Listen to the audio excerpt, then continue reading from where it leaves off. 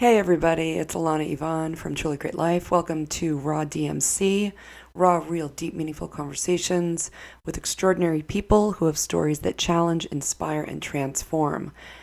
Today I'm going to be sharing a conversation with Aaron Weil, who is a seasoned Jewish community leader who's seen the landscape of American Judaism shift dramatically. And so, this is a conversation where we're going to explore the complex world of Jewish identity, the challenges facing our community, and what it truly means to stand up for who we are in uncertain times.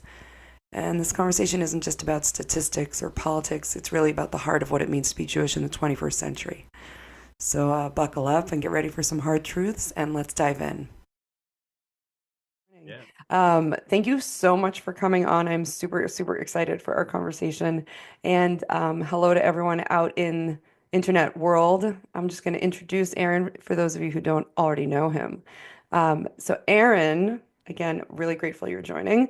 Aaron Weil is a seasoned CEO in the American Jewish community with over 30 years of experience in leadership roles with groups ranging from APAC to Hillel on campus. And Aaron recently left the United States with his wife Sharon to return to Israel, where their children and extended family live. Aaron is currently consulting with various clients in Israel and the US to help them advance their nonprofits, build strong boards, and empower their teams to meet their goals. He is passionate about building bridges between global Jewry and Israel. Aaron Weil, welcome to Raw DMC, which I know is you may not be familiar with. I called it Raw DMC. You can guess what that's a reference to, a little playoff of Run DMC. And it Third stands for generation. Raw, Real, Deep, Meaningful Conversations with amazing people who have a story and a message to share, just like yourself. So thank you. Thank you. It's a pleasure to be here. Thank you. It's the pleasure is all mine. This is as So close as I've been to Las Vegas in 5 years. So yeah, yeah. that's yes, yes. Those of us who live here do not live on the strip. I have to say that as a caveat.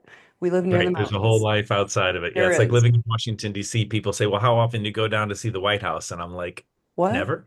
I know. Why would you go down to the strip? Like, I why? know. I know. Yeah, that could be a whole different conversation about Yeah. living in Las Vegas. So the first question I tend to ask people, and I'll just, we'll start there is, what do you want to share, right, with the listener about, excuse me, your journey or your story or what you do, Sure. whatever you Well, want. it's interesting because I'm sort of midway through, so it's kind of the old joke about the guy who jumps off the Empire State Building and around the 60th floor, this maid sticks her head out the window and says, "Oh my God, are you okay?" And the guy, answers back, "Yeah, so far so good." So it's like I'm in movement, and there's a number of different possibilities of where it comes from here. But right now, I'm just kind of free falling, which is kind of, I guess, as I talk to other people, an age appropriate thing. I started this journey probably about four years ago when I was still living in Florida. I was 55 at the time, and I decided that I'd reached a point in my career where whatever had been working no longer was working. And I didn't like the headwinds that I saw that were going to be happening in the United States. I certainly didn't predict as batshit crazy as it's gotten, neither there nor here in Israel. But I could tell that things were going I was a student of history and an amateur historian, very amateur. I could see that things were heading in a bad direction. So um, I, my wife and I bought two one-way tickets to Iceland and started a year-long journey to kind of rediscover ourselves, who we were and who we wanted to be.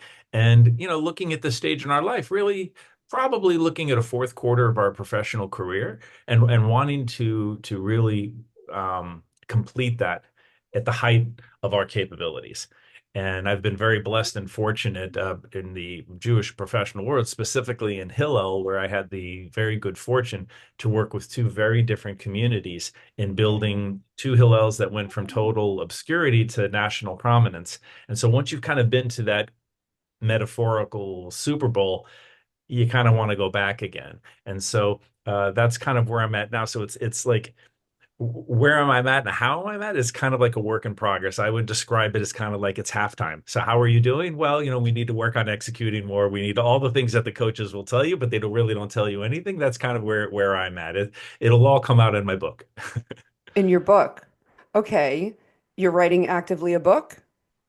I am actively writing a book. I'm probably about 370 pages into it, but I need to get an editor to really make sense of it because it started as a journal in October of 2020 when I started having these ideas and I just started journaling it down. And actually, I have to say, as someone who's never really done it, it's incredibly helpful when you're charting your course forward to be able to look at in the back and see where you've come from. You have to do it with balance, which is why the windshield, or if we're British, the windscreen on your car Right. is so vast and big, and the rear view mirror is so small.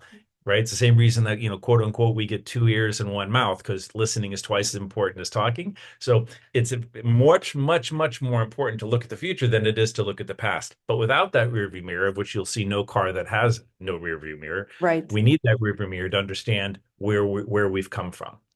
Aaron, I'm sorry, as you are speaking like pearls of wisdom, and I've got 50 different like ways I want to take this, And and you've got a I'm sure 40-pound dog who wants your you've attention. got it. I have a 95-pound dog who is 95. Wow. senile. I don't know what he has been walked, fed, pampered. So I apologize to everyone who Not can at hear all. that. Um, okay, let's keep going because right now he's Sure. before we have to maybe pause for him to have a little break, Of and course. then, but Of there course. is so much here. Okay, I want to know how you got to, I want to know more about your story leading up to what you shared. But before we get there, you talked about, you just dropped a lot of things. So can you share with us a little bit more about your experience? You just kind of threw out there, you mentioned the two Sure. Hillels that you took from, I think you said obscurity to national prominence or something like that. So that's a big statement. And can you tell us a little bit more about what you're referring to and what that means? Sure, And sure. yeah, So I started my Hillel career, at least the professional side. As a student, and Hillel, for those that don't know, is the world's largest Jewish campus organization. I think a lot Basically, of the people know job of, about Hillel now. It's been in the news uh, so much. I think Hillel yeah, has well, been that's in the news true. a lot more now. That's true. But for those that are outside of the United States, particularly in Israel, where really nobody knows what Hillel is, True. um, or non-Jewish listeners who, may be wondering. And by the way, if you're Catholic, it's like the Newman Center. So, spoiler alert. Um, yes, I left Israel in 2003 and found myself in Pittsburgh at the Hillel in Pittsburgh, where they had a brand new building right between, literally on the corner where Carnegie Mellon University and the University of Pittsburgh meet and touch each other. So they had a magnificent building, a small budget, and a Hillel that had been operating since 1955, but really not doing that much. Doing things, but certainly not the standard of what a Jewish community like Pittsburgh is, which in the panoply of great Jewish communities in the United States, Mexico, and Canada, if you had to make a top 10, Pittsburgh's in the top five. Like it's that good. And I know that you've lived there, so you can nod it and confirm that it is that extraordinary of a community. Yeah. So in a community where the institutions are operating on that high of a level of not just community excellence and not just known not in the Jewish community, but in the regular Pittsburgh and Southwest Pennsylvania community, but also nationally recognized by their peers, Hillel wasn't like all the other Jewish organizations. And so that was the goal. The community's standards are justifiably very high. It's been one of the strongest, most connected Jewish communities for over 100 years, and it maintains that because they keep that as a goal. The lay leadership do. So I came there, took the Hillel from, I don't know, I think they had. Sorry, I'm sorry, Aaron. I'm going to interrupt you for a second if that's okay. Sure. Tell me more what you mean by that as a top. What By does that what? mean to be a top Jewish community, or how did you phrase it? Sure. Like, and that's one of the goals. What does that mean? Yeah, excellent, excellent question. So when we speak about top communities, there are, you know, well over 100 Jewish communities across the United States and Canada that are part of the federation system. Most of them are like any institution, Jewish or non-Jewish. They're okay. They do fine. Um, but if I'll use the medical field to kind of give an example. The United States spends more on medicine than everybody else almost combined. Certainly in prescription drugs, 25% of all prescription drugs on earth are given to Americans. So America spends a ton on healthcare. It's a national priority. And yet, in actual outcomes, according to the World Health Organization, the United States only ranks 37 in the world, with declining life expectancy numbers, with increasing numbers of neonatal deaths, like all the bad data that you'd want or not want. That's kind of where America's healthcare system is, even though they spend the most. The Jewish community is like that. They spend more than all the other Jewish communities in the world combined, easily. And their outcomes are not really that impressive. And Interesting. there are a few communities that really do an exceptional job, that are just known to have multi-generational strong leadership, well-funded institutions. They're able to attract and retain long-term quality professionals in leadership positions, as opposed to communities that have constant turnover, constant leadership turnover, infighting, all of that. I'm not saying that it's Camelot and everything is perfect, but if you speak about top communities, you're speaking of, say, a Baltimore, a Detroit, Minneapolis, Pittsburgh, obviously New York, Chicago. Um, yes, a lot of these by geography are kind of in the Rust Belt, but they're also older, multi-generational communities. So coming to Pittsburgh was actually a strategic goal, because I knew that if I wanted to do something extraordinary, I needed to do it in a community that understood extraordinary, that expected extraordinary, was willing to invest in extraordinary, in extraordinary, and had the patience to allow that to happen, because it doesn't just happen overnight. And having all of those things come together is really what made Pittsburgh such that, and the fact that we knew that it was going to be an amazing community coming from Israel, that it would be a soft landing.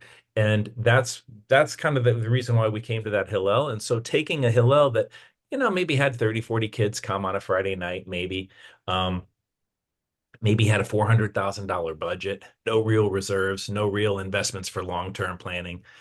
Spent 10 years there, and we built the program up to thousands of students involved, raised the endowment to $3 million from almost zero, and grew the budget from 400,000 to about 1.4 million. And most importantly, and I think people who are in leadership positions in the community will appreciate this, if someone were to say, Aaron, what's your proudest moment when you think back to your 10 years in the Pittsburgh Jewish community?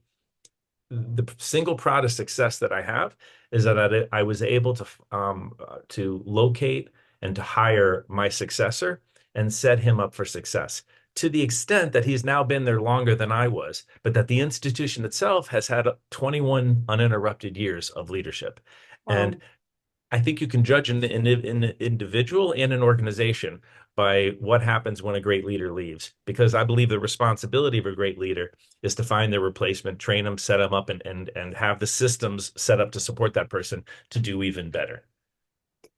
Wow. Okay. That's very wise words. I think that can be, anyone listening to this who maybe isn't connected to the Jewish community but is interested in business or leadership. There's a lot there. So I want to stay with that for a minute, though. What would you say? Because we didn't talk with like, your backstory, right? So why were you brought in, and what was it that you brought to the table to create that kind of growth, those kind of results, that from, meh or okay to order, extraordinary? So I have to say to anybody who's looking for a job, whether you're looking to be a CEO or whether it's entry level or everything in between, not being the first choice, not being the second choice, not being one of the three final choices shouldn't be a determiner as to whether you're going to get the job or not. And me getting the job in Pittsburgh was a great example of that. It was a total fluke. They'd already finished their hiring process. They'd gotten down to their three finalists. And by pure good fortune, we can call it serendipity. For those of us that don't think coincidences really happen that much, or if they do, they're just things that we haven't figured out are really serendipity. Um, I met somebody while I was in Israel who, again, long story short, we'd known each other. They told me they were looking for someone. He called back to Pittsburgh and said, "Hey, I just met a guy who's going to be leaving Israel. We should put him into the mix." Hmm. Long story short, They put me into the mix. I went through the interview process. I made it down to the final two, and they offered the job to a rabbi who's a friend of mine, who had been a Hillel director, who had already established his career. Me, at the time, I owned a public relations and marketing firm in Israel. I'd never run a Jewish institution. I'd worked in it, but I'd never run one. I was really a dark horse candidate. And I had the good fortune of him turning that position down and going to Maryland instead. Mm. And because he turned it down, I was last guy standing. So they're like, well, let's take this guy. That's all we got. And it was a total risk on their part. And yeah, the rest is history, as they say. Okay, but to go from having your own PR company, right? Your Yeah, PR and marketing company in Israel yeah, to then the whole nonprofit world of, Jewish student life at sure. Hillel. What was that learning curve like? It was amazing. Um, so in 2000, in the summer of 2000, my partner and I, he had actually started the firm. I bought half of it and we kind of grew it together from the mid 90s going forward. By summer of 2000, we had a buyout offer from Ogilvy and Mathers in London, to buy the firm, and it was a seven-figure contract. It was going to be a significant amount of money, and we were signing the terms at the Intercontinental Hotel. I'll never forget this in June of 2020. And the president of the company, Ogilvy and Mathers, he said, listen, I'll come back in September. We'll finish all of this up and sign it up. But, this is the term sheet. And of course, in August, Arafat started the second Intifada.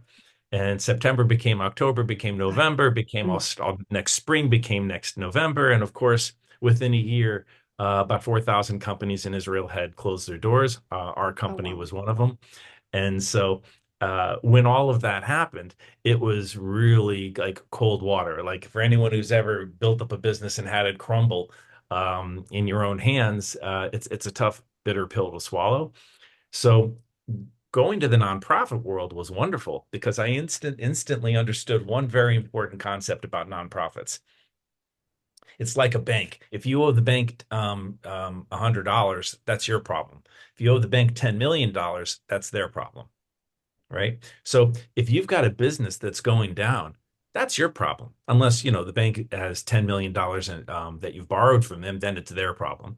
When Right. you have a nonprofit, if you have the right board, if you have the right visionary leaders who take their roles as fiduciaries, and we can talk about what is a fiduciary, but if they take their roles as fiduciaries seriously, then they have a vested interest to ensure that they can not only attract, not only train, but retain the right people who are going to help fulfill their dreams. Because at the end of the day, the board are the self-appointed leaders of the community who come to a given organization and say, we take the responsibility on our shoulders to ensure that this organization will thrive now and in the future. In order to get that done, we have to go hire an executive to make that happen. And when I saw the leadership that were on the board at the Pittsburgh Hillel at that time, I was just in a room of people who were super smart, super bright, super committed, and absolutely passionate about Hillel's mission. And they looked at me and said, like, here's the building, here's the budget, this is the staff that we have now. Make magic. Like, we'll check in with you. Tell us what you need and how you need to use us, but go make magic. For a social entrepreneur, that's music to the ears. Because if that's the culture that you're going into, you can make anything happen. And that's kind of how we turned Pittsburgh into kind of a national icon, is because we understood that we had under the, not under, we had inherent talents, not only in the team and in the leadership and in the community, but we had assets of an amazing building and geographic location. We just needed to have the time to make it happen. I remember telling people that we were going to have 150 students for dinner and we needed to raise money. And they said, who are you kidding? You just got here. There's like 10 kids if you're lucky on a Friday night. I Mm. said, that's where we are. But where we're going is 150 and we need the funding. Within 2.5 years, we had 150 to 180 kids coming on a regular basis. So it took some time to make that jump.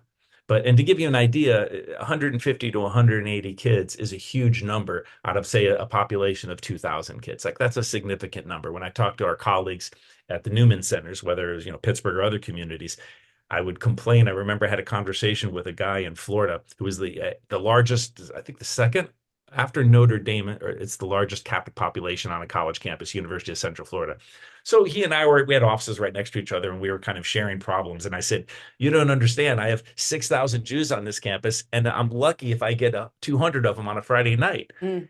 He said, 6,000. He says, I have 14,000 Catholics, and I'm lucky if I get 150 of them to come to communion. And I was like, wow. He said, yeah, like we all have our problems. Some are bigger, some whatever, but like we have the same problem here. So I immediately understood that my circumstances in Pittsburgh were very, very fortunate.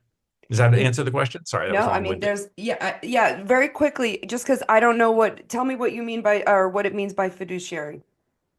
Fiduciary is someone who has a legal financial responsibility as a lay leader to the organization. Meaning, if God forbid something went wrong and the executive, I don't know, embezzled money, when you become an officer of a nonprofit, you Hmm. have a fiduciary responsibility to ensure transparent, accurate, and available financial records. And that's a legal responsibility. It's not just an honorific. Not every board member takes it that way. And the ones that do understand it, whether they serve on the finance committee or not, but those that understand that they have a fiduciary responsibility there. We could also talk about a biblical responsibility, a human responsibility. Like there's many levels, but fiduciary really kind of gets you because you can have your business between yourself and your rabbis that what did I do, what did I not do. But Mm. if business goes south and you're responsible, it's a whole different kind of vision.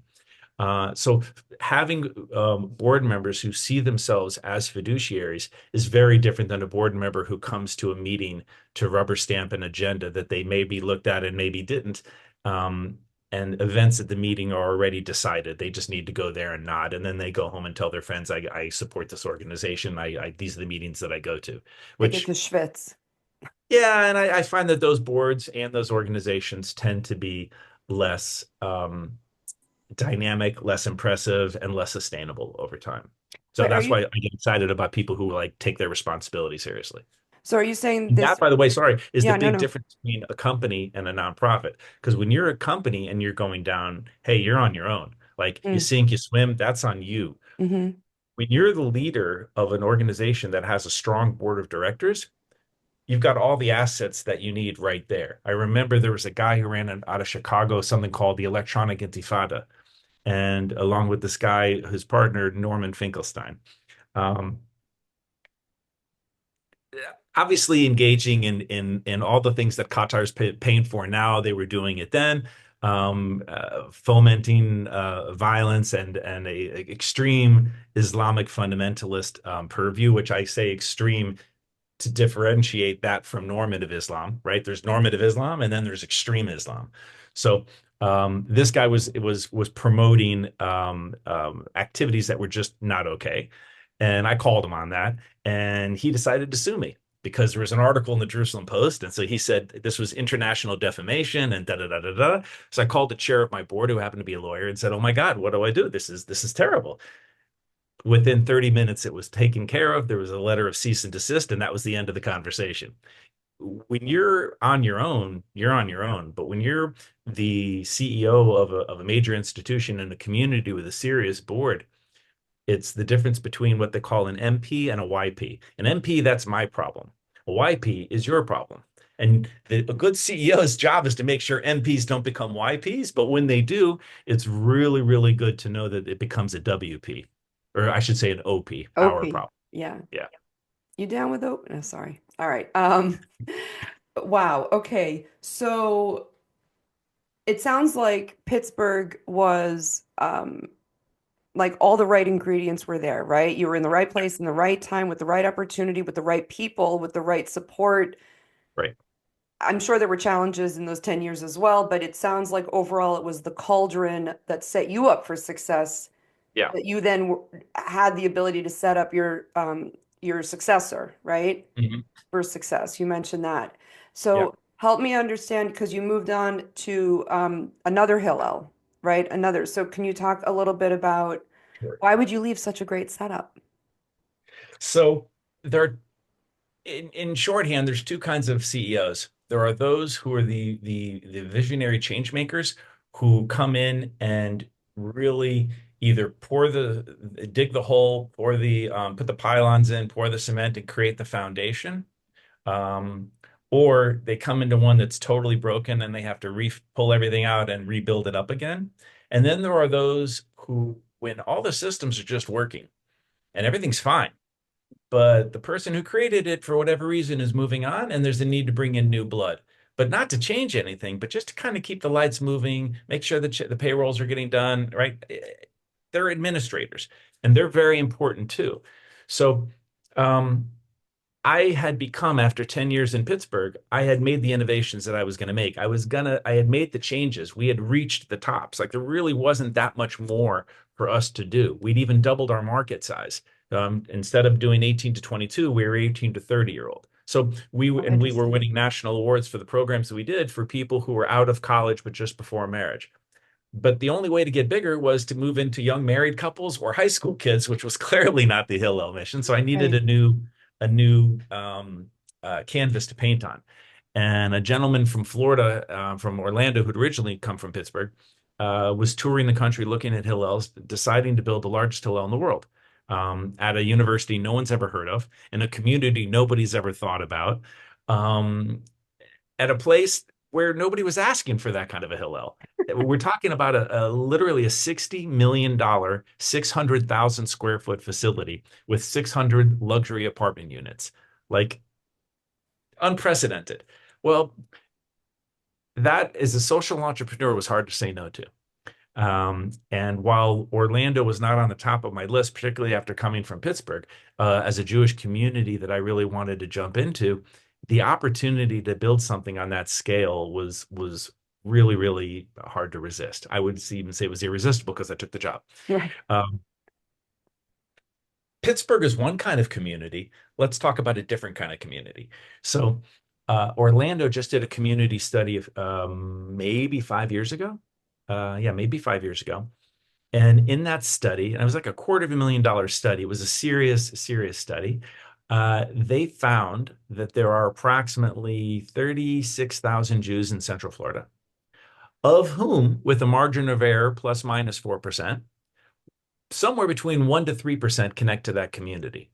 Meaning with a margin of error, it could be -1. That would be statistically possible that there could be less than zero Jews involved in this because the numbers were that low and the margin of error had to include a -1 in order to be mathematically correct. So Orlando was just such a community. It was a young community. You know, Pittsburgh's Jewish community dates back to the 1800s. Orlando's dates back to their first institution that was not a synagogue was 1967. So it's a very young community, fairly transient community because, you know, you had Tupperware, Disney World, and Universal, and Amway. And the community did not have a strong federation, did not have strong institutions. It had tired leadership that had been donating since they were young themselves and had not succeeded in multi-generational philanthropy, meaning communities that understand when you achieve great wealth, you know, with great wealth comes with great power comes great responsibility. So once you achieve that wealth, you need something like the Jewish Funders Network, for example, to help work with that next generation to give them the tools to set them up so that if the chain link is going to break somewhere along the 3,000-year journey between today and, you know, standing at Mount Sinai, it ain't going to happen on your watch, right? Mm. That's the goal. And nobody wants it to break on their watch. Um, Orlando is a community that just really can't get out of its own way. It's so we got the building built and we built the program and we went from the smallest Hillel in the state of Florida to the largest Hillel in the state of Florida in just 4 years. Hmm. But there were certain structural things that we're not going to be able to change. One was changing the community's mindset. Two was understanding that the students were completely different. A student who goes to Carnegie Mellon University or who goes to the University of Pittsburgh is not the same kind of a student who goes to UCF. One could argue that Jewishly, they're, you know, coming from Miami to Palm Beach, where there's 750,000 Jews, you could argue that they're coming from very Jewish environments, but that wasn't even really enough. It was an institution. I guess the only way to describe it is that the oldest Jewish institution in Orlando was launched the same year the university was launched, pretty much. So the school that's like where Pitt goes back to the 1700s, University of Central Florida goes back to the I think it was like late 60s was its first graduating class. Hmm. So there was no history of this kind of multi-gender. So all those things were missing. Even with those odds, we put up the 600,000 square foot facility. We put up the first and only kosher restaurant in the state of Florida that was certified both halal and kosher. Our dream was that Muslim students and Jewish students, or even students that aren't Muslim or Jewish, but who want to eat kosher or halal, would be able to dine together. And we thought about it really strategically. And what we realized is 80% of the time, this is going to be a fabulous idea. People will dine together. If you eat together, you learn together. Now Right. you're not so strange. About 20% of the time, this could be a really bad idea. But we liked the number, so we went with it. And it lasted about a year, and then unfortunately, the restaurant folded for a variety of reasons. Um, but it was a goal that we had set for it. And after 8 years in Orlando, I could really see that really no matter what I did, I wasn't going to be able to change the dynamics of that community. And I could see that the winds were changing in the United States in terms of how the Jewish community was responding to the growing threats that were only murmurs then, how parents and understanding what they wanted out of college was just starting to become a really big issue. The notion that Americans go into massive six-figure debt to send a kid to school, where, in the rest of the world, it's just not that way. And it's not just Israel where, we put our kids through university here for roughly the cost of a quarter of a semester at an American university. They got a full education here. Like it's that vast of a difference by 90%. But that's not unique. If you go to Europe, if you go to Canada, you go to Australia, you find that that's kind of it. America's unique and is out of priced university experience. Also, in sending kids 4 hours or more from home on average. Whereas in Canada, Israel, Australia, you go to university where your city is, right? So the whole student experience is different. Long story short, um, Orlando was not then and is not now a community that has the capacity to kind of really build a great institutions.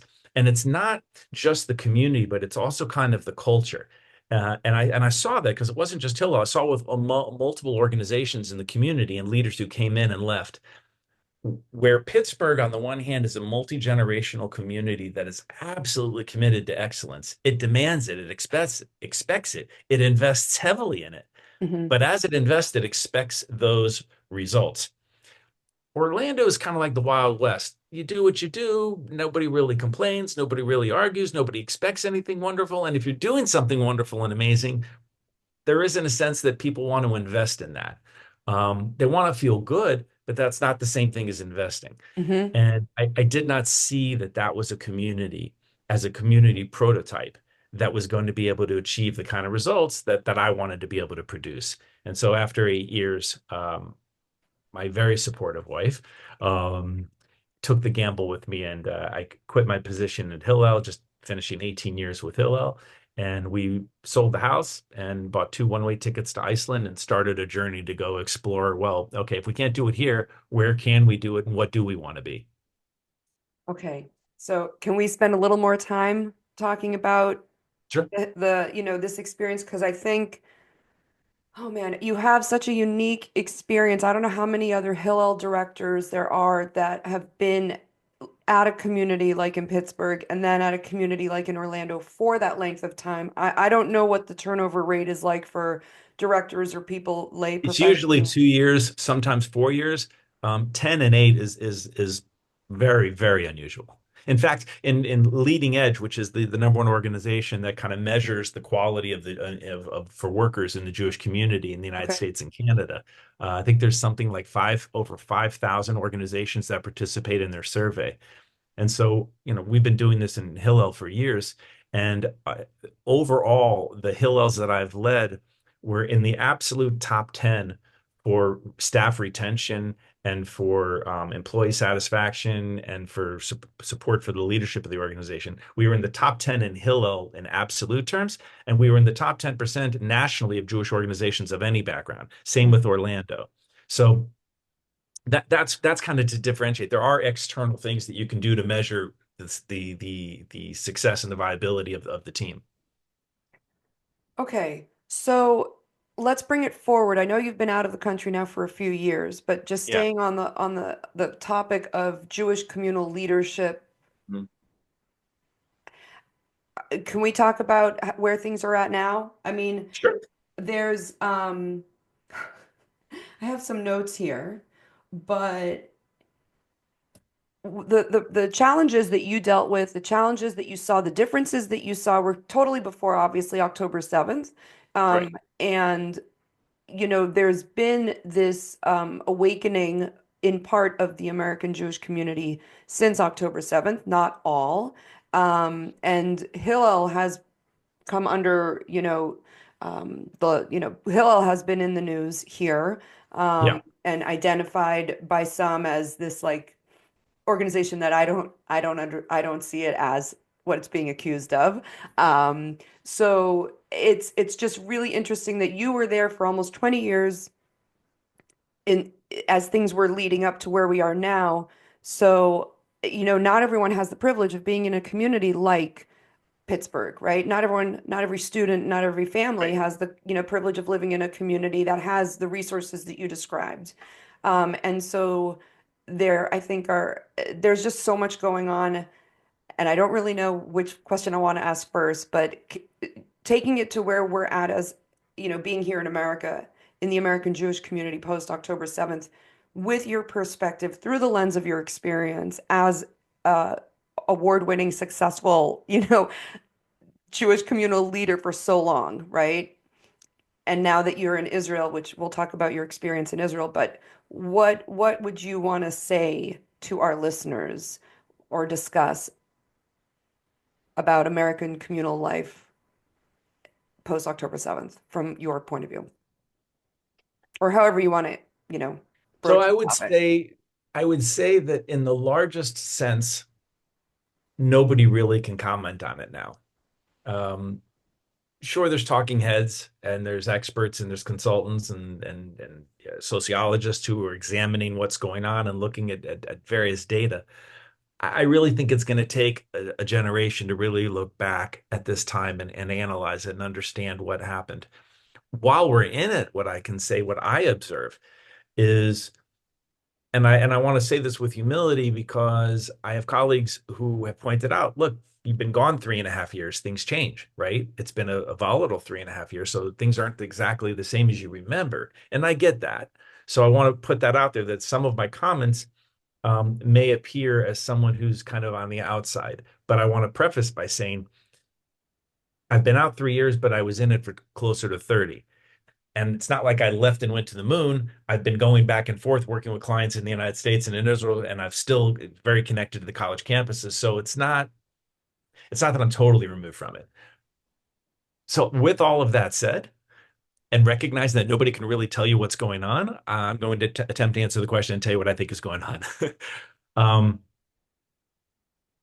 Bigadol, in a large sense, I think that history will judge the Jewish community in the United States as being somewhere between ineffective to um, what's the word? Ineffective to being non-disposed towards meeting this historic moment head on.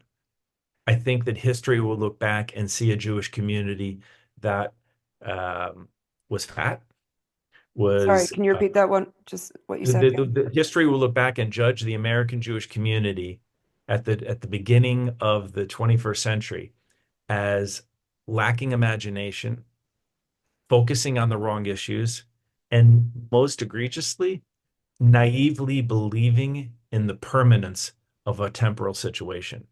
And I think that is where history is going to be the most um, difficult because we can look back and say, we were just had the good fortune. If you were raised post World War II, we lived in this golden nirvana. I mean, it was amazing, right? There was never anything like the American Jewish community. There never was. There isn't anything now. I don't say that there won't be one once again in the future, but it was a unique time in history to experience a a a a culture that was multi-generational, that only saw ascension, And so you can understand how the community got complacent because this was the world of our fathers and mothers. This was the world of our grandmothers, our grandfathers. Why wouldn't it be there for our children and our grandchildren? So I can understand.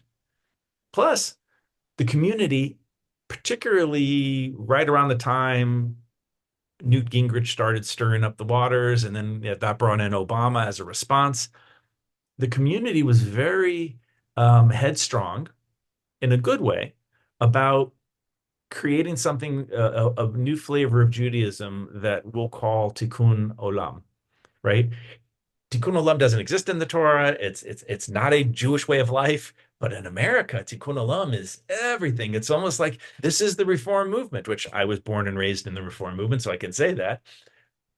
And Tikkun Olam, I get it, is important because it's also a way of saying let's reach out across the aisle. Let's build relationships with women, with blacks, with Hispanics, with Arabs, with Muslims, with Indians, like with anybody who we can build alliances with.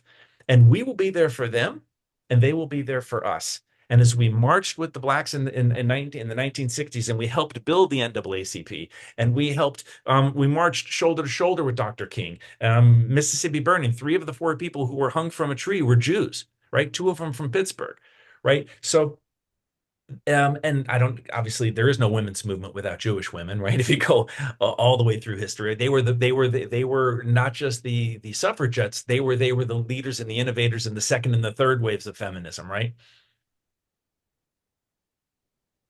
American Jewry, I think, got drunk on that success, and we forgot who we are, what our unique place in the world is, and we put too much, and I think it might have even been arrogance, though it could be more fair to say it was just naivete. We put too much emphasis on partnering to help build up the other, on the assumption that if the shit ever hit the fan, they would surely come there and be there for us.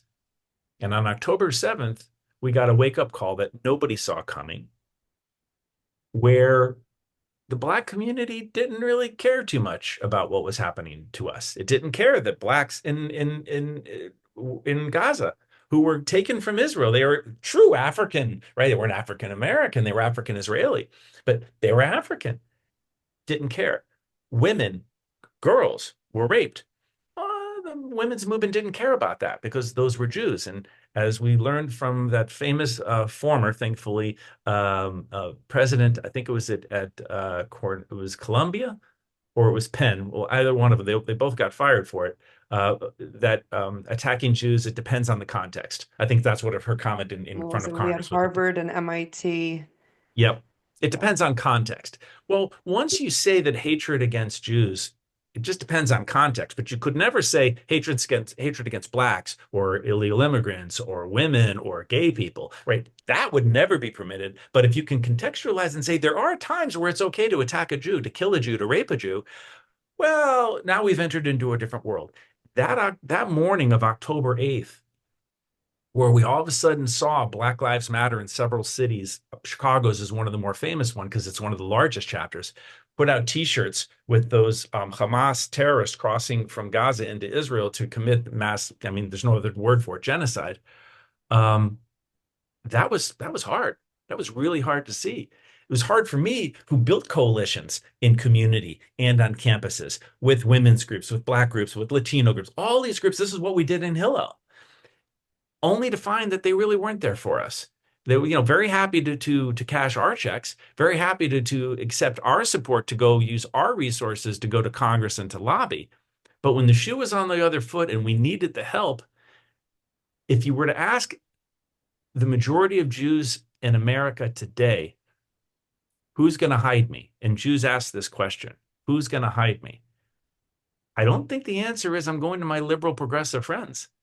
It may be I'm going to my evangelical Christian friends, because when push comes to shove, the progressive liberals, quote unquote, right? It's a misuse of the term progressive and liberal, and it's a really unique kind of an American use of it. But using that definition of it, are neither progressive nor liberal. And it's a mistake that the community has made the Gadol in a big sense, because so much of what drives the American Jewish community has been this agenda of, in order for us to fit in, this is what we need to do. There's Chaviv Gur, who's a columnist here in Israel, did a fabulous set of videos this past week. And he points out in these videos something that very few people are talking about. And I'll encapsulate it here in a sentence. The Jews who left Europe in the late 1800s and the early 1900s, certainly after the Holocaust, that came to the United States, came to a very fledgling German-based Jewish community where the German Jews understood that they need to take them in and bring them into the community. They were embarrassed about them. They didn't want them joining their country clubs. They didn't want them joining their synagogues. They didn't want their daughters dating their sons. Like all of that was true. Even my parents' family in Evansville, Indiana, my dad grew up in the Reformed Temple. He was not allowed to date a Jew from the conservative because they were Ostlanders. They were from Poland, and like you don't want to marry that, right? That kind of a thing. The Israel experience was very different. We had all these people come in because they had no place else to go. And we probably didn't do as good of a job at absorbing them, if we're honest about it, right? We did a lot of mistakes were made. But what came out of it was a national ethos that we exist to take care of each other because nobody else will. American Jews didn't drink from that punch, and they have a very different narrative. And unfortunately, the American Jewish community today is largely still led by on the professional and the lay leadership, and where the foundation money is largely going towards continuing to bolster those organizations, those institutions, those communities that not only refuse today, 2 years after almost the attack on October, 500 days at least into it, when we know what these people intended, right? They just, in front of the British Parliament, gave a 300-page testimony describing what Hamas's goals are. Hamas's leadership themselves have said, our goal is to do October 7th again and again. So there's no mistake about what's being done here. In this universe, we have two Jewish communities that represent 80% of the world's Jews that have two very different worldviews. And I think that is something that the American Jewish community is ill prepared to deal with in terms of the threat from our neighbors, if you will. And it's ill prepared to deal with the threat of the growing gaps between Israeli Jewry and global Jewry. Okay. So getting back to there's so much here. I'm gonna have to look at the transcript after, and we're gonna have a follow-up conversation at some point. Happy to. But with what I'm retaining right now in real time, I want to know more about what you think the American Jewish lay leadership organization, you were talking about how Sure. I thought I heard you say that they still don't get it. I mean, I feel, being here and witnessing this and going through it, I think what's been interesting is there are those who seem to be, awake, and there are those who seem to be not awake, or Right. it's contortioning. It's like not a distortion, but there's an interpretation of facts on the ground where, first of all, not even everyone is even agreeing on facts on the ground. So for me, going through this, and as you know, I have a child in Israel who had moved there in August of 2023, and we went through this in real time when October 7th happened, having our baby there. And that is something that is still being processed And for just to me. clarify for your listeners, by that you mean having your daughter, not that you physically had a baby here. Yeah. Oh, yeah. And I Just did wanted to have one clarify your baby point. in You meant your Israel, daughter but came here for a yeah, no, program. sorry. No, so my oldest child moved to Israel in August of 2023 for her gap year seminary. She ended up making Aliyah, and she lives there now. But when October 7th happened, so I'm just saying that focusing on the leadership in America that purports to represent American Jewry, right? Which even before October 7th was very fractured, and there's the joke, two Jews, three opinions. Like, so when it comes to Jewish organizations, that's exponential. So there seems to finally be a awakening up in certain organizations. There's definitely a lot of money being put into a focus on fighting anti-Semitism or end Jew hatred, or there are people who have come out of the woodwork at great personal and professional cost to speak truth to what the Jewish experience is here, but really also about what's going on in Israel. It all stems from that.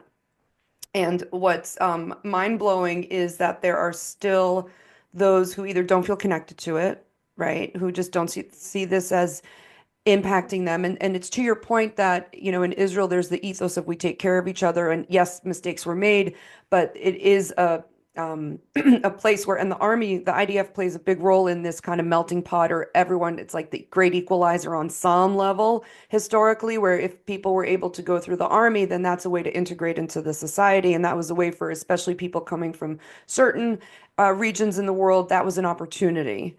That was an opportunity. Here in the States, though, we don't have, a great equalizer, and it's very, the Jewish community is fractured, whether it's, by synagogue affiliation, which I don't even know what percentage of Jews affiliate with a synagogue anymore.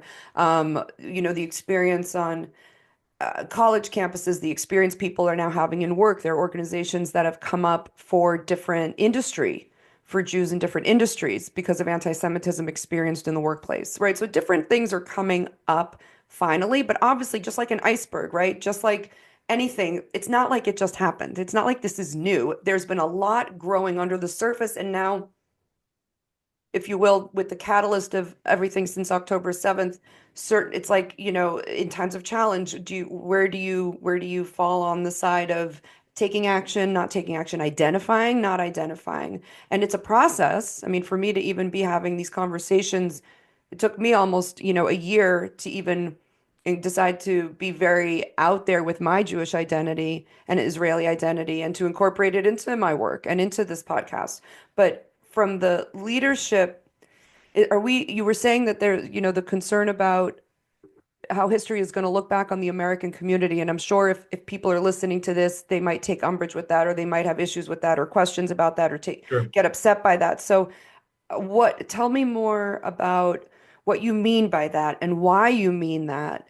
And, you know, because maybe there are Hillel directors listening to this right now, right? Who are charged, or or professional Jewish leadership who are charged with leading the Jewish community. And so, what can you I think the first thing share? is to understand that the leaders of the Jewish community, and to some extent the donors, the lay leadership, are in a very hard situation.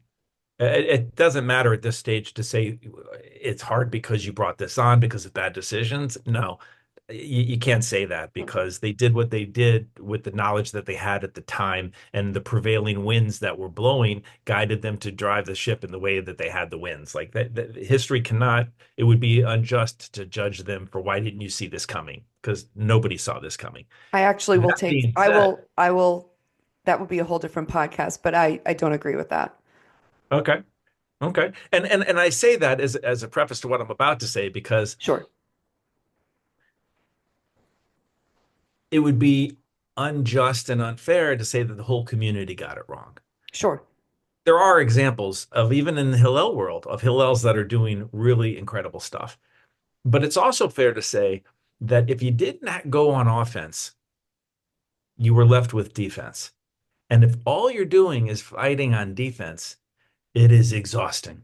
Ask anyone who was alive in World War I for trench warfare, right? What was exhausting was being stuck in a trench, and you go up an inch, you go back an inch, you go up an inch, you go back an inch.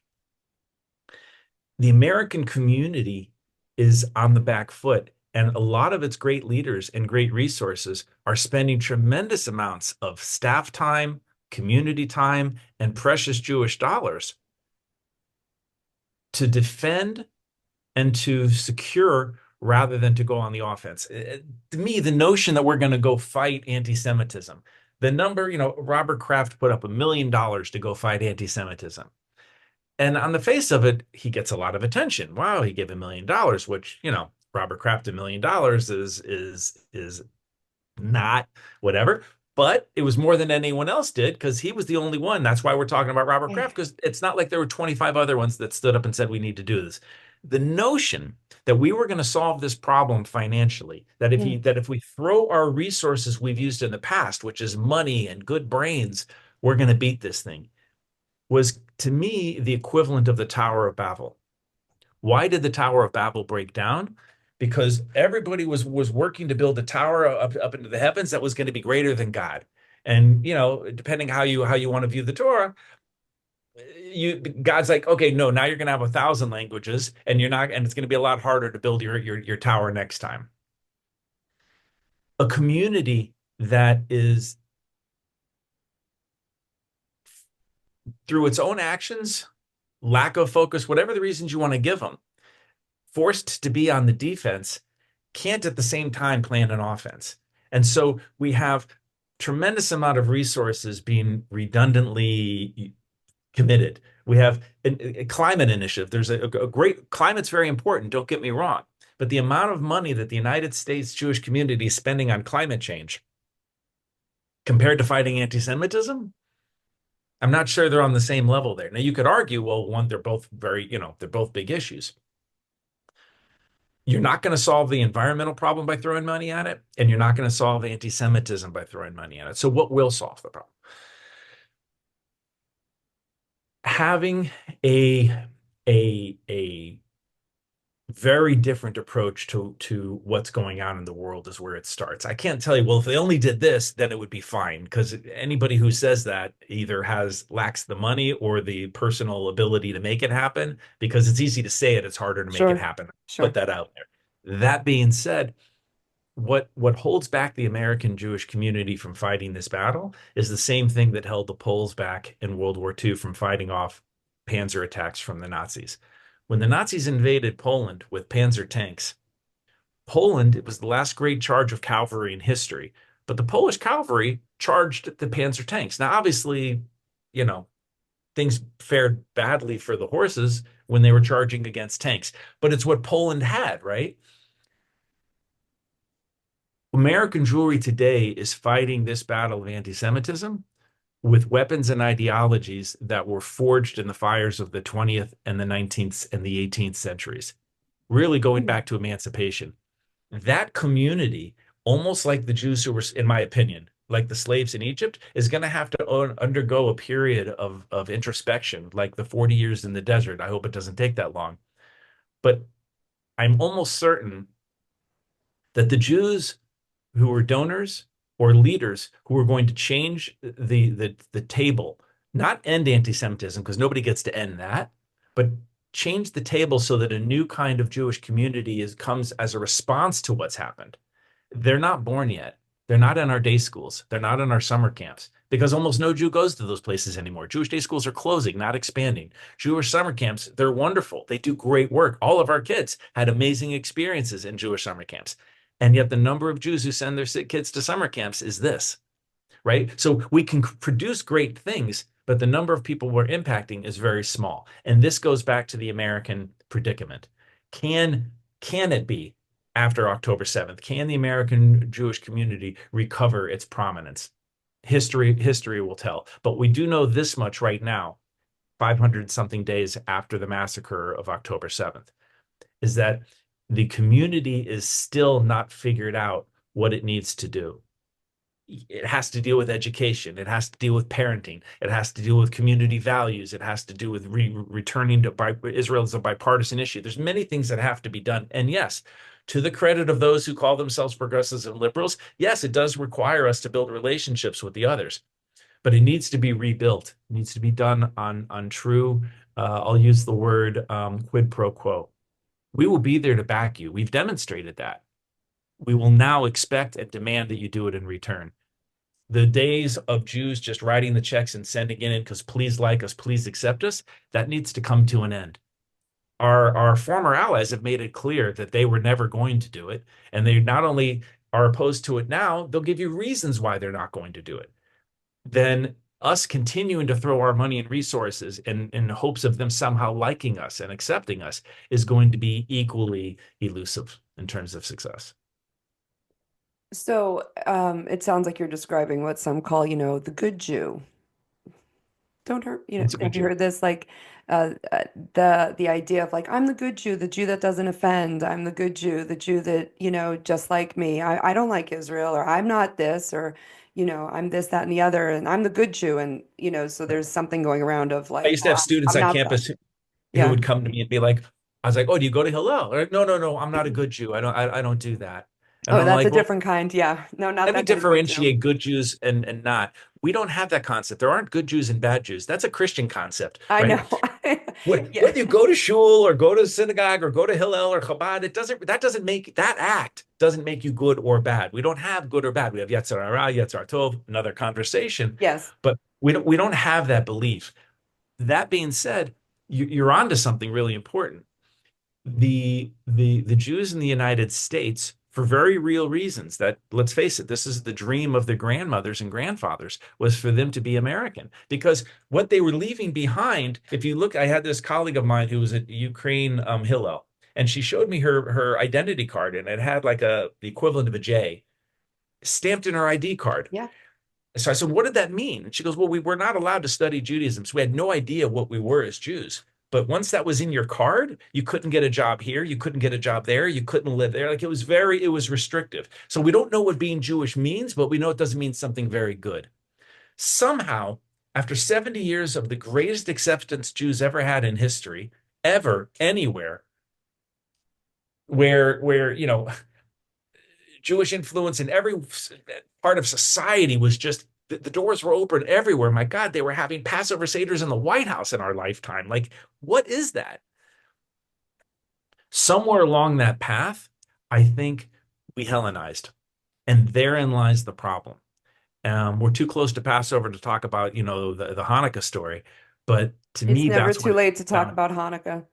Well, so American Jews have become Hellenized, and by becoming Hellenized, um, I believe, and again, this is looking into the future, looking back at the past, I believe American Jews will be most harshly judged based on the Hellenization of its leadership that was not able to see the threat when it was small enough to be dealt with, was not determined enough when it revealed itself, and did not have the staying power and the perseverance when it started to take a long time to turn around. They were just completely ill-equipped because at the end of the day, they were, like you said, I'm a good Jew. I fought for all the right causes. I did all the right things. I gave to the NAACP. I spent my time on voter registration. I protested for illegal immigrant rights, whatever that means. Um, that notion, I think for people like you and I who are students of history, can only remind us of the Jews who were being marched in the death camps, wearing their medals and their iron crosses from World War I, saying, "How could you do this to me? I fought for the Wehrmacht in World War I." I've got a poster. Well, my father-in-law has this poster in his office. It's a painting from the First World War, and it's called Kol Nidre, and it's a field in Brussels with hundreds and hundreds of German soldiers with yarmulkes and wearing a tallis, praying Kol Nidre in the battlefield in World War I. Anybody in that painting, if they were still alive 20 years later, would have been murdered by the Nazis. Those people couldn't see it coming. It was unthinkable to them. And so today we have Jews in America who are like, I'm a Democrat. I'm as good as everybody else. I don't need to be married to a Jew. I don't need to educate my kids to be Jewish. We've made it. We've succeeded. Jewish is just like a sweater in my closet or it's a screen on my TV. I'm happy to put it on, just like everybody's happy to celebrate St. Patty's Day, right? Whether you're black or Chinese or Hispanic, St. Patrick's Day, everybody feels a little bit Irish. But as my father-in-law, who's truly Irish and comes from Dublin, says, if you want to celebrate St. Patty's Day, the goal of celebrating it is to not to go to a bar and get drunk. Do what an Irishman would do. Go write or go read a book. Mm, Because that's the gift of the Irish, not the alcohol. The gift mm. of the Irish is the literature, it's the writing. The gift of the Jews has been watered down through the Hellenization of American Jewry. It has been both our savior and the author of what could be our demise if we don't turn things around. And history has a very interesting way of turning the Jews this way and that way when they start to get to bad places or places that a change has to happen. Like, why are we still here 3,000 years? If you study it, it's kind of been an ebb and flow of opportunities and successes and failures. We're at that turning point in history right now. And how we act today is going to have a huge impact on our grandchildren unborn. So I appreciate everything you're saying, but I do feel the need to maybe share what I don't know how much it's being shared in Israel, and I know you're in Israel now, and how much you might be aware or not aware, but I feel like I need to defend the American Jewish community now because um, what I have seen and experienced and is that there is many people are being woken up to their Judaism, Right. to their Jewish identity, to their Yep. connection to Israel, Adversity does that. since, and that the term has been floated around as an October 8th Jew, right? I'm a Jew who was born again on October 8th. And what does that mean? And what is that, and I created an online coaching course to help people walk through that because it's a Mhm. very real question now of I am being identified as a Jew and looked at as a Jew by people, and I don't even know what that means. To your friend's point in the Ukraine, where I don't know what I know it doesn't mean something very good, but I have this J stamped on my ID card, and I have a friend here who's from Ukraine originally, and she talked about it all the time. She had no idea what it meant to be a Jew, but everyone called her a Jew, and then here as an American Jew, we can be like, ah, yeah, that's former Soviet Union, or oh yeah, that's how bad it was. But here in America there's so many people who don't know what that means other than, I think it's interesting timing that that Netflix movie came out right before October 7th. You're so not invited to my bat mitzvah. And there was so much talking about, and we watched it and it was fun and it was entertaining, but it was like, oh my God, is this what people think like American Jews are? Like, this is insane. So and it is a snapshot of a certain segment of the community, but it's not the whole thing. And what has happened in this country for many, I don't have any numbers. I'm Sure. not involved in the community on a late, I'm not an, Sure. I'm not involved in this, but there absolutely is an awakening. And to use your Hanukkah analogy, like there are people who are totally tapping into their inner Maccabee and waking up to that spark of Judaism within them, the Pintele Yid, whatever you want to call it, they are waking up to a part of their soul because and yes, we're forged in the fire, right? Like the hard times bring out the best in whatever. Like there's enough sayings out there that I can't say off the top of my head, but there are people waking up here. And as far as the legacy institutions, they are pivoting. Maybe it's too late, right? The Titanic started to pivot, but it still crashed, right? I don't know what's going to happen, but there is movement in a direction towards tackling the problem. I I hope I don't believe it's too little too late, although there's plenty of commentary out there that does think that the ship could have turned a long time ago. And I want to say that it's not even a Jewish problem. All right, the Jews are just the canary in the coal mine, which is a very famous Of saying. course. And what is going on since October 7th and everything going on, whether it's on college campuses, in workforces, between neighbors, friends who aren't talking anymore after decades, right? There's been such fracturing and breaking open on individual levels, on the micro level, and then even on the macro level that reveals on some level things that have been going on in this country as well. Okay. So because you have this polarization between this side of the aisle and that side of the aisle, this Right. dehumanization of Americans who are patriotic and will hang the flag or wear a MAGA hat or whatever, Right. vote this way, and people who cannot have them in their life. And we saw this during COVID. We saw this in 2016. So I feel like, yes, the Jewish community is better late than never. But a lot of people, I will say, you were saying they haven't been born yet. These people who are going to help change the Jewish community. Now, to your point, I don't know if the golden age is ever coming back for sure. And I grew Yeah. up, Gen X in that. But there are young people, there are older people who have absolutely taken what's the phrase, taken the mantle. Like they have stepped up and they have created things, whether it's organizations like Mothers Against Campus Anti-Semitism that just Sure. blew up, Club and Z yeah, is Club Z another has been around innovation for a from a Russian while. immigrant. Yeah. Yeah, my point is that I wouldn't give up so quickly on it can look like doom and gloom in the American community, Yeah. for sure. but there is a lot that is coming So out. you're correct in what you're saying, and let me refine my point. It is true. Well, I can't say it's true because it's only my opinion. I believe in the veracity of what I'm saying, and I also believe in what you're saying. I It's think yes and. it's yes and because if you look after World War II, and this goes to why I said it'll be our grandchildren's generation to do it, it won't be ours. The golden age of American jewelry may have gotten its launch at 1945, right? When it Mhm. really started to explode. But it really wasn't until like the 70s, 80s, 90s that it really exploded culturally, nationally, right? Yep. And so we'd already moved the people who were those leaders were the kids who were born in the 50s and the 60s. Those are the ones who were built making those changes. They were the post.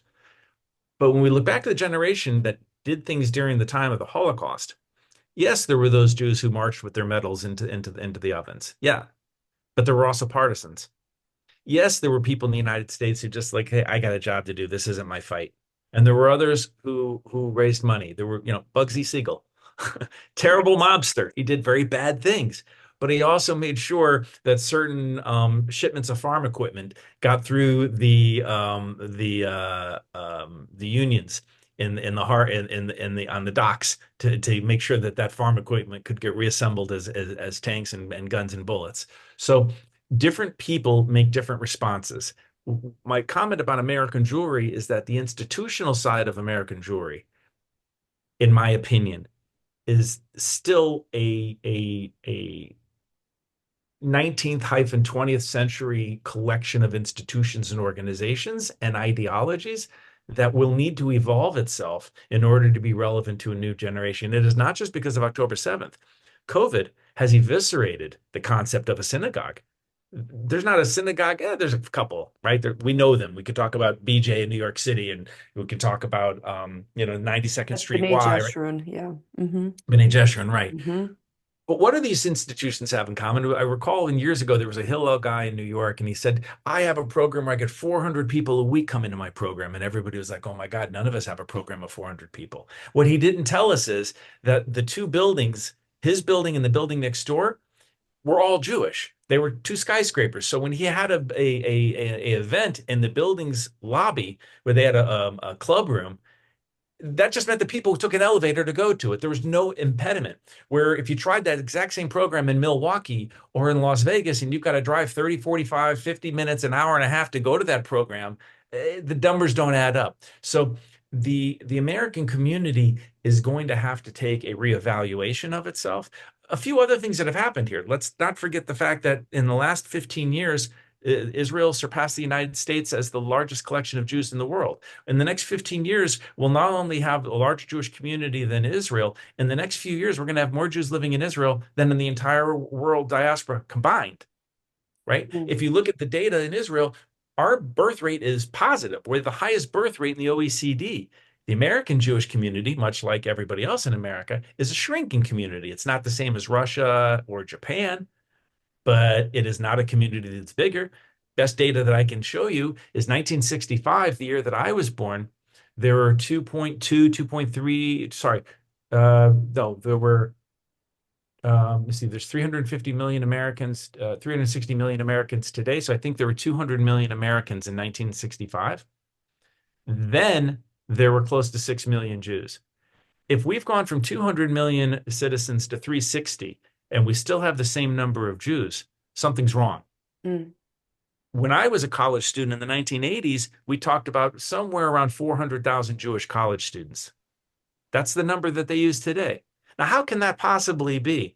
With intermarriage on an average of more than two-thirds, or in San Francisco, where it's off the charts, it's like less than 10%. Meaning you'd have to be a real freak in your community to marry a Jew in San Francisco, because 90% of the people aren't doing that, right?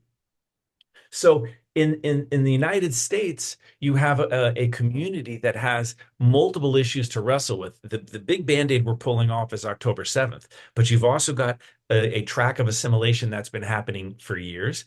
And, like Trump, not like Trump, um, he is a lightning rod that is causing a lot of people to examine what it means to be American? What does it mean to be a Jew or a Christian or a Muslim or a Buddhist?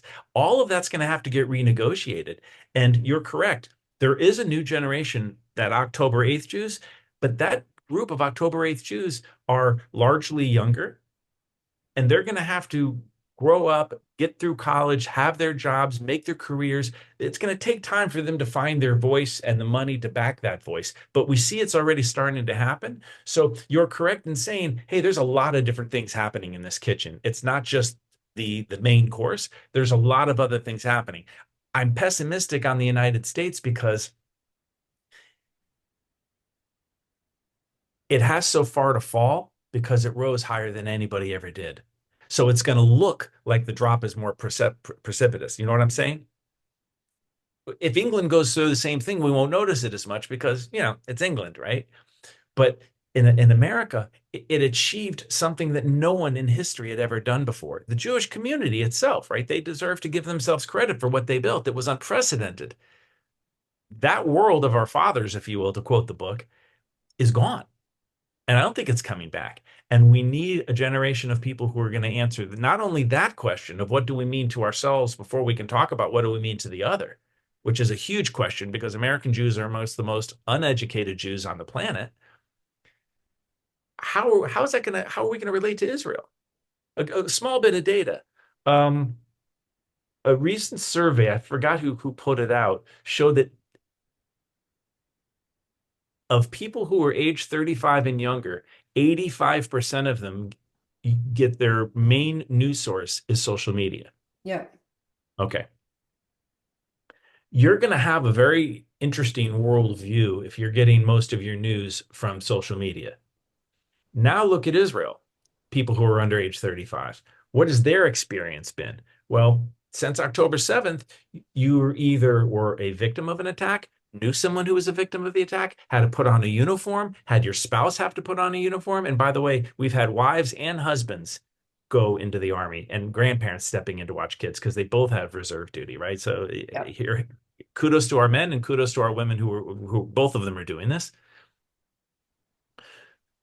They're ending up with very different worldviews.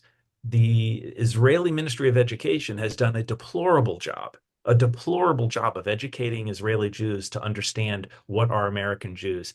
In the curriculum here, they're taught about the civil rights movement in America, but they're not taught that Jews were involved in it.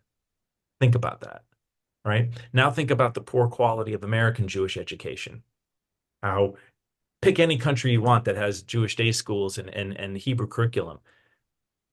An American who goes to a Jewish day school likely, in broad terms, is not going to come out speaking and reading and writing enough Hebrew to go to a restaurant and order. It's just not going to happen. But if you send a kid in Latin America to a Hebrew day school, they're fluent. They read books. They write papers in Hebrew, right? So the American Jewish community's promise, the gold that was like everybody looked at it as the golden Medina, I think a lot of that glow has been taken off.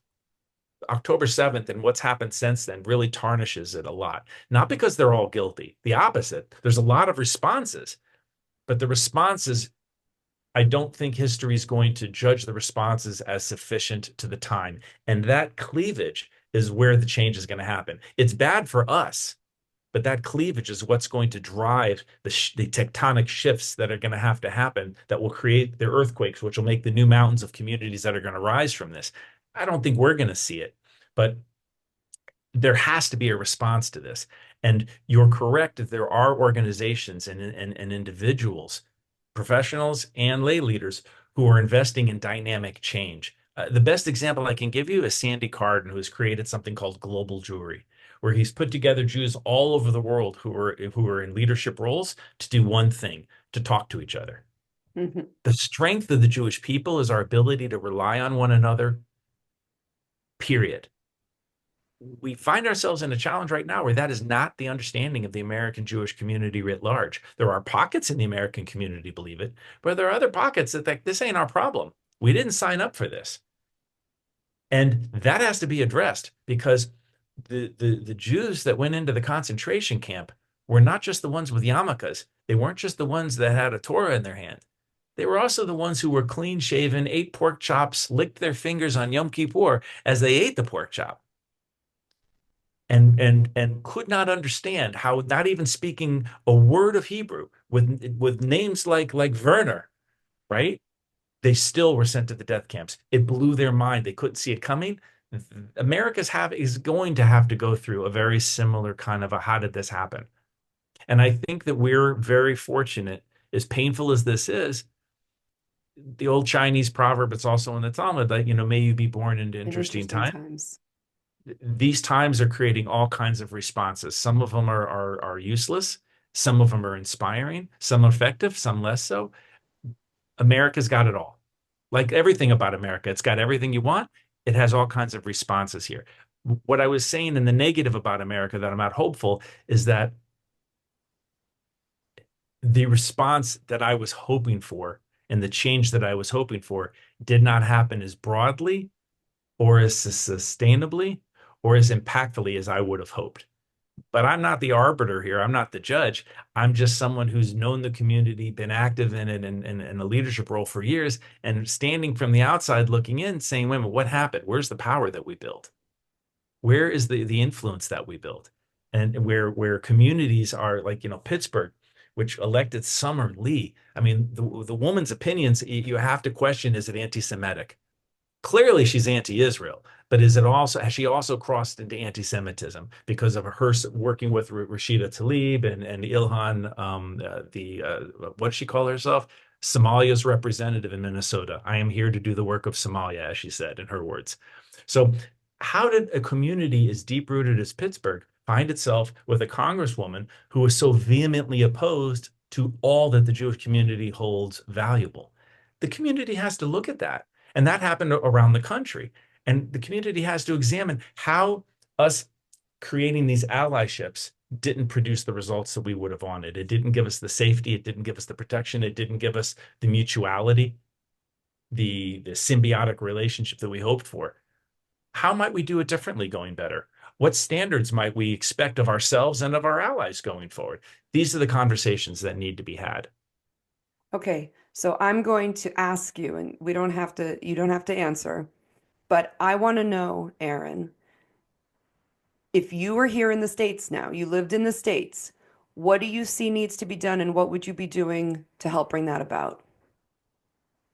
Well, that's why I've joined the advisory board of Global Jewry, because I want to be a part of that conversation. And I think what Sandy Carden has done with this initiative is to bring the right people to the table to start asking those conversations.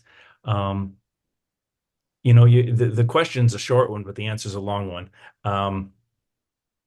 There's so much that has to be done on all levels because it involves education, it involves philanthropy, it involves allyship, and it's at all ages that this has to happen. Um, we need to take a look at the poor state of education of American Jewry. And if they're not going to go to synagogues anymore, and they're not going to Israel, and they're not going to Hillels and Chabads, then what is it? What makes you a Jew? Why be Jewish? How many times are we going to have to meet people who will go, I don't know, I'm Jewish because my parents are. I don't know what that even means. That's not sustainable for more than one generation. If we fix everything, but we don't fix that, the ball still drops. The secret to Jewish continuity is that we always have another generation coming up the ranks. If you look at the Torah as more than just a triptych of the travels of the Hebrew peoples, it's also kind of and of course the Talmud, it's it's a guidebook to how to build multi-generational community. Sorry, I just love that you said triptych. Oh, yeah, like Sorry, no, I'm the just younger people would be like, "What the hell is a triptych?" no, I If they tell me to go right. to Triple A You to go get to it, to wonder what the AAA Triple A and is. tell them where you're going and they print out a map for you so you know exactly how many miles to go from point A to point B to that is hilarious. Sorry, that was really funny. Yeah, Yes, the triptych, Torah, Talmud. Yes. yeah. So the reconstruction, if you will, of American Jewry has to start at the bottom, and it's got to go all the way up to including senior citizens. We have to look at our institutions, at our national institutions.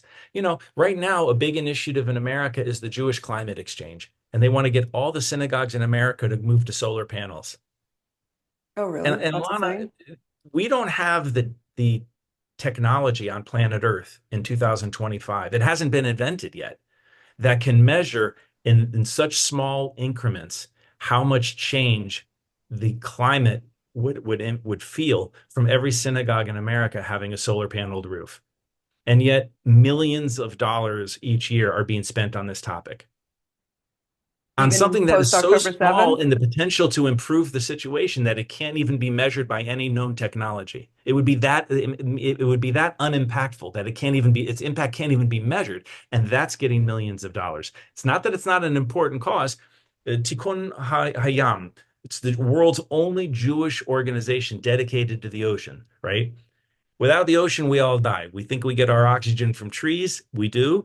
70% of it comes from the ocean. No Right. ocean, no life on Earth, period. That's an important organization. I get that. And you can measure that. But you have to have the role of the Jew in history is not the role of the Jew because it brings up a King Herod or it brings up, right, these other things. Or Groucho Marx or Seinfeld, right? It's not just like, oh, someone who had Jewish upbringing and did this. The wonderful thing about the Nobel Prize is what, since 1895, 26% of all Nobel Prizes have been awarded to 0.02% of Earth's population. Why is that? Now, I'm not saying everybody was a Torah scholar, but if you don't know who you are, how do you expect your neighbors to know who you are? If you don't love yourself and respect yourself enough to know your own identity, then how do you expect your neighbors to? How many Jews in America actually believe that they're white? Like, these are intelligent, educated people who have bought the concept that they're actually a skin color. Or even worse, they'll say, oh, Israel, it's a white colonialist enterprise, ignoring the fact that the overwhelming majority of Israel's citizens come from Africa and the Middle East. Not 1%, more than 50% are African or Middle Eastern. So we don't fit the color, but so many American Jews, because of a lack of education and a lack of training, are Jews by the Lucky Sperm Club. Somebody made a decision because it was an accident, and this is what I am. I don't know. It just happened.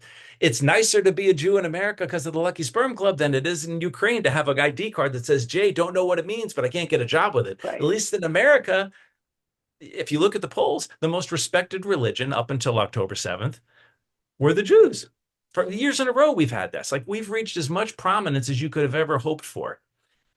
That paradigm, I think, is broken down, not just because of our enemies, not just because of the Hellenization of American Jewry, I think because it also ran its course. And that's going to be the hardest thing for all of us to get used to.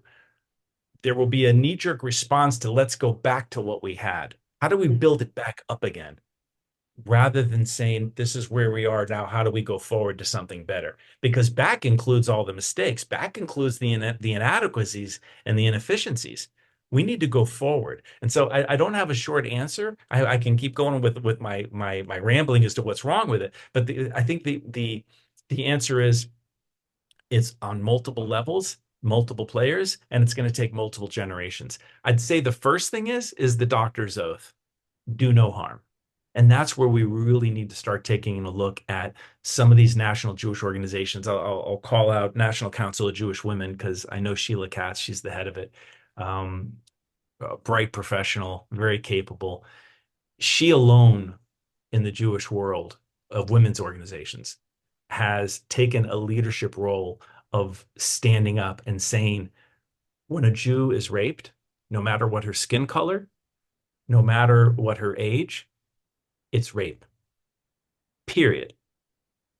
Other organizations, certainly in the so-called feminist organizations and so-called women's organizations that call themselves liberal and progressive, we found ourselves with the caveat of, well, it depends on context, right? Me too, unless you are Sheila, a Jew. yeah, Sheila has taken a very, very vocal position, while, by the way, not retreating from the other work of National Council for Jewish Women, which is to make coalitions with these other organizations and advance their topics. But she's not stopping from saying who she is. And I think if I look into the crystal ball, what's going to make American Jewry successful and how will we know it? It'll be because there's an educated Jew standing up and working in partnership with natural allies. You can only do it when you know who you are and where you come from. You can't do it when you're a Hellenist. You can't do it when you're using the terminology to describe yourself that the other, fill in the blank with what that is, has used to define you. So if the other will say you're a white Jew and we don't like white people because white people have too much power, and you're a Jew that is white, therefore you have the power. It's the same story as a Jew in Germany being told by the communists, we don't like you because you're a capitalist, or the capitalists saying, we don't like you because you're a communist. The one thing they could both agree on is we don't like the Jews. America's got a problem right now.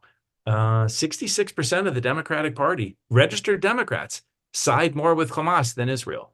That means only 33%. That is a historic drop. And then on the Republican side, you'd see the exact opposite numbers. Both of them on their extremes have anti-Jews.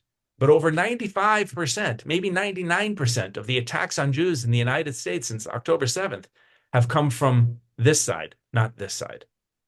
Yes, there was Charlottesville, Jews will not replace us.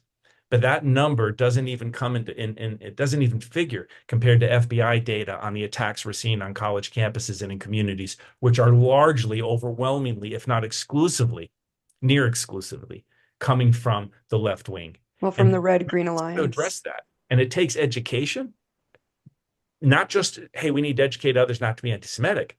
We have to educate ourselves so that we stand up and then when someone says, you Jews are this, how many people in the United States are telling us we should be able to define anti-Semitism? Can you imagine someone saying that to a black person? We will tell you what is racism against black people. Like, The amount of gaslighting that has been going on has been pretty astounding. it's Um, as crazy as having a congressional committee in Congress where 7 old white Christian men sit together every year and discuss women's health issues. Why is there not a woman on the congressional subcommittee on women's health? It's only 7 old white Christian men. Like, isn't that odd? Like those kinds of things. If we're going to have university conversations about what is acceptable levels of anti-Semitism, don't do it in a room with a Muslim imam. Invite the Jews to be a part of that conversation, because only with us can we co-author that and give it the credence that it needs. But Jews have to be able to stand up and have the confidence to say that. And I think in the Hellenization process that we've seen in America, they've lost the confidence in their own voice because they don't know who they are. They don't have to understand their tradition. They don't understand their power. And, as Mark Twain once said, um, it's better that the horse doesn't understand its real power, for if he did, he'd surely throw us. right. So, Jews need to Aaron, get back to basics. my question though is, you talk about the importance of identity, which is a critical, a question which has been an important one for way before October 7th that Sure, I think certain pockets of the community has been aware of. And I know as an individual, that's been my guiding, that's how I've made a lot of decisions for me and my sure. family is around how do I instill the kids are going to do what they're going to do, but how do I at least do what I feel as a, a Jewish Israeli mom to put these values and knowledge into my kids' experience and make decisions based on that. But you mentioned something about, we need to know who we are so that we can also, something with our allies and to the point of allies or friends or people who will be there for you and living in community. I think one of the biggest challenges that we're having is that, and you mentioned this, that they're not there. Again, who's going to hide me? And so I think there's a lot of anger, disappointment, and sadness for sure. But there's so much anger, and a lot of people, so the question is, are we back in a place where we can only rely on the Jews? We can only rely on ourselves, and that even if we were to increase self awareness, self knowledge, Jewish identity is to be strengthened. People know who they are, but we've just seen all the masks come off, not from everyone. We've seen masks come off on so many levels, both from those who have stepped forward as friends and allies, right? That maybe we weren't aware of before, but also from people within our own ranks, right, of the Jewish community who are some would say fifth column, some would say Erev Rav, some would say Cap. I mean, like the names are out there. People are saying all You hear kinds of everything. Yeah. stuff. And the question becomes, sorry, Erev Rav is mixed multitude, referring to this idea that when the Hebrews came out of Egypt in the Exodus before they ended up at Sinai, that some who were not Israelites came out of Egypt with them and kind of became part of Right. those ranks. And this idea of spiritual, that's a whole different discussion. But so the thing is, you know, I want to know, I know that you're not and we're just talking theory here, but given that people have revealed themselves, okay, and now we're having consequences where people are maybe being deported or arrested, in the extreme cases for what they were doing a year ago. But as the Jewish community is wrestling with this in real time, going to work, going to school, living with this, raising kids, talking to our kids, depending on their age, and we don't even know, Right. everything. But then there's still the fact, like, where were those colleagues of mine, right, in the coaching world that had no problem asking me, Alana, as a Jew, what do you think about this, and this with my client? Or, this came up in my thing, and Alana, as a Jew, da da da. And I'd be like, okay, I guess I'm the token Jew. I can do that. No problem. But silence, right? And then, or friendships, silence. Professional relationships, silence. And then you'll see, depending on, I'm in several Facebook groups, and like you will just see people posting, that my friend put this on their wall. They posted this social media, and just Sure. so even if we, yes, Even in the Jewish community, people in our own community yes, are anti-Israel or anti-Jewish. yes. Yeah. So, there's yes, we need to strengthen ourselves, but how do we cross bridges? Um, I don't and that's why I brought it up. It was like it's a bigger problem for America, right? It's a bigger problem beyond the Jewish community, because one of the things about America was this idea of the melting pot, this idea of, I'm not judging you by the color of your skin or what you look like, or, it's really this idea of character. It's this idea of humanity, and it's about seeing the other person as human. It's about Well, it seeing the was other. that.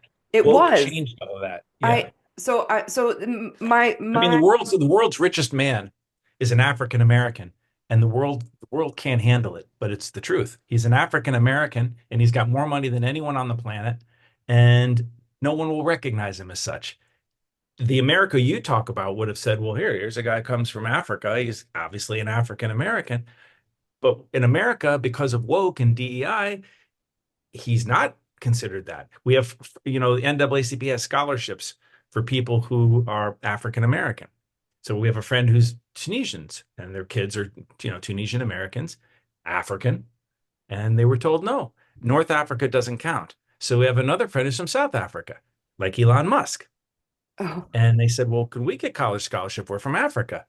No, no, no. Well, we're not from North Africa. We're from South Africa. Yes, but you're the wrong color South African. So what it means is when we do DEI is it means that you have to be a black African, ignoring the fact that Arabs were also slaves, right?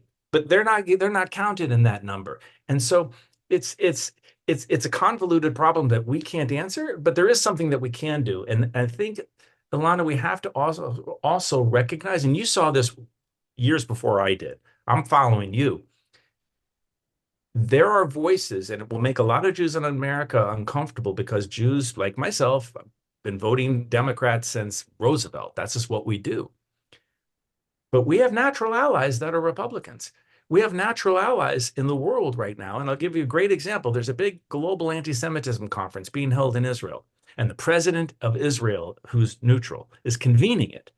And respected leaders like Bernard Henri Levy, who's a French philosopher, very, very important figure, is not coming yeah, I because saw that. Viktor Orban, the head of Hungary, has been invited. And so in America, if you're right wing or seen as right wing, you're the devil, you're wrong, you're off Beyond the limits. pale. Hmm. Yeah, you're beyond the pale of acceptability to work with you. If you're Israel, we don't have that luxury. So when you look at the map of Europe, where are Jews being attacked?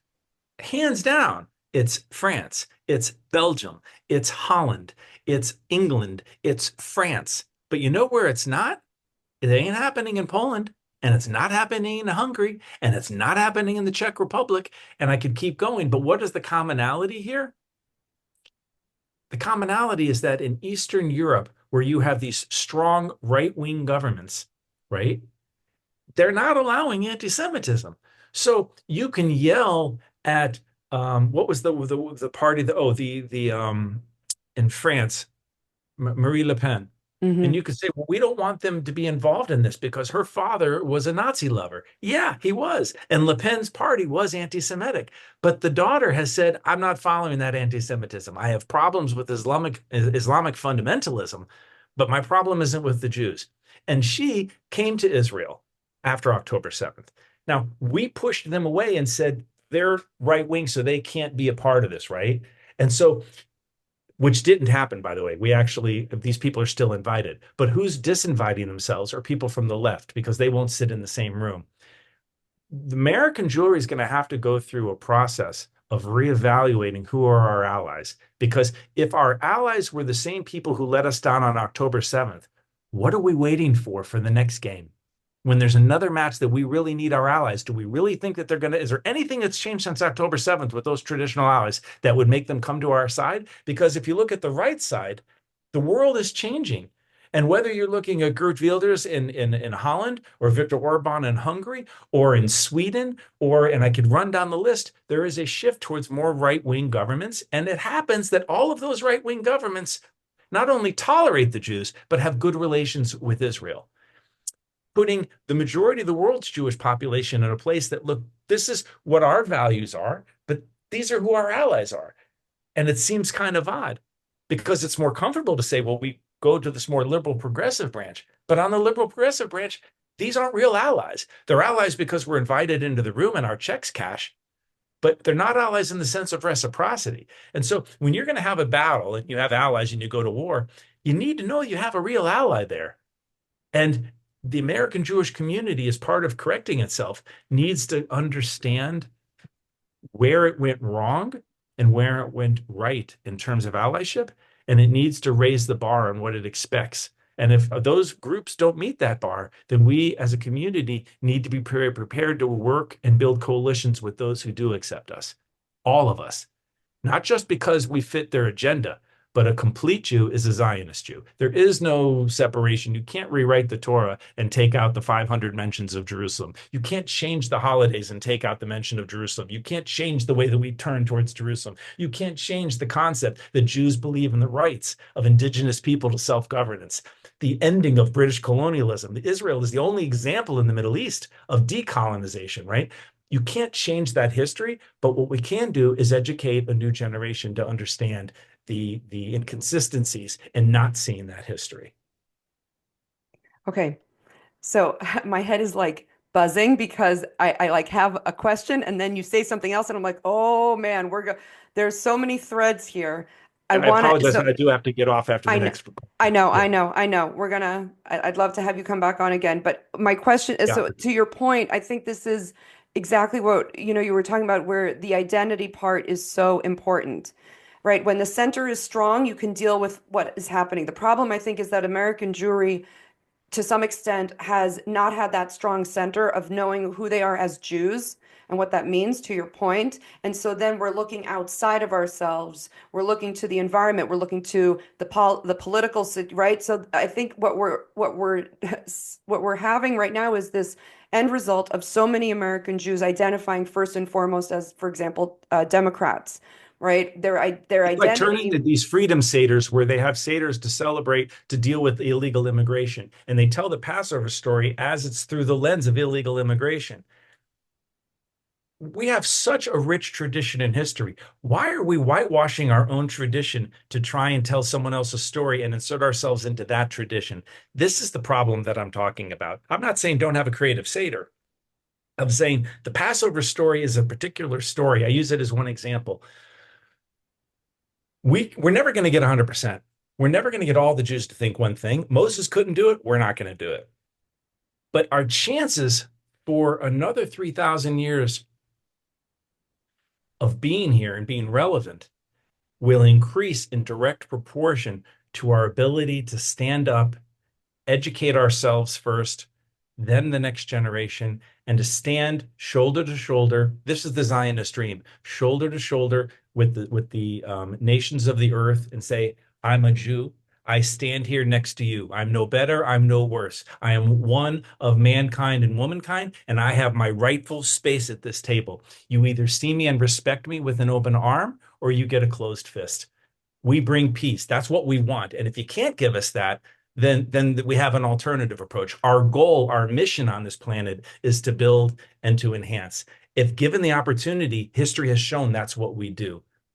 Palestinians have fared far better living in Israel than they do in any country in the world. There's only one country where Palestinians in the Middle East have free access to the press. That's Israel. When the Israeli president was sent to jail for sexual assault 7 to 10 years ago, I think it was, the president was sent to jail on a vote from an Arab Muslim Supreme Court justice. It was a tied vote, and his vote is the one that broke it. So it's being able to understand that it's we're never going to get shoulder to shoulder success. It's uneven, but we have models that are being built now in Israel. There's a new Judaism coming out here, which is a whole different broadcast called Israeli Judaism. It's a new concept. The only thing that I can safely predict, going back to your original question about the future, is that it's going to have more change, much more, because history is moving at a faster level. So we will see much more change in the rest of our lives than we saw beforehand. So if this pace is bothering us, we should start taking Dramamine because it's about to get a lot more. All And right, the strap second on your thing is, seatbelts. exactly, strap on seatbelts. And the second thing is that change will not only be a part of what's going on, but our ability to succeed is our ability to adapt. And that, along with Torah, is the secret of the Jewish people to why are we still here for 3,000 years? What makes us eternal? We're not stronger, we're not smarter, none of that. And yet, that too. It's our ability to stay committed to our Torah, to our values, and to community, and to our value on education. And yes, human rights. But you can't do it for others until you do it for yourself first. You got to be alive for it. The world's built enough Holocaust museums. You know, people tell us, oh, well, if something terrible happened in Israel, we'd build museums. You wouldn't be forgotten. You know what? I'd rather be lived with today than worried about being forgotten tomorrow. Live with me today. Let me be your neighbor today. And let tomorrow worry about itself. Aaron, if people want to get in touch with you, how can they reach out? On LinkedIn is a good way to find me. Um, what's a better way? Facebook is also good. All right. And they can reach out to you directly, and you're free to give them my email. Yeah. We'll put this also And I in the description. apologize. I have a missile alert. I do have to go to a safe A room. I'm missile. sorry. Oh God. Be safe. I will talk with you later. All Thanks right. for coming on. Take Bye, care. everybody. Talk to you later. Bye-bye. Bye-bye.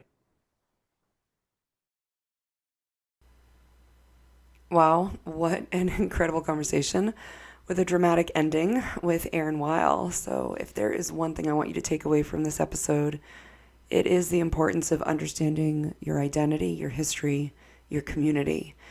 And I think Aaron really challenged us to look beyond surface level connections and really dig deep into what it means to support and uplift each other. So, whether you're Jewish or not, there are universal lessons here about what resilience, community, and standing up for what you believe in um, is all about. So, if this conversation moved you, challenged you, made you think differently, please share it. Tag me, truly, truly great life. Share your thoughts. Let's keep this important conversation going. And thanks again for joining, and I will see you next time.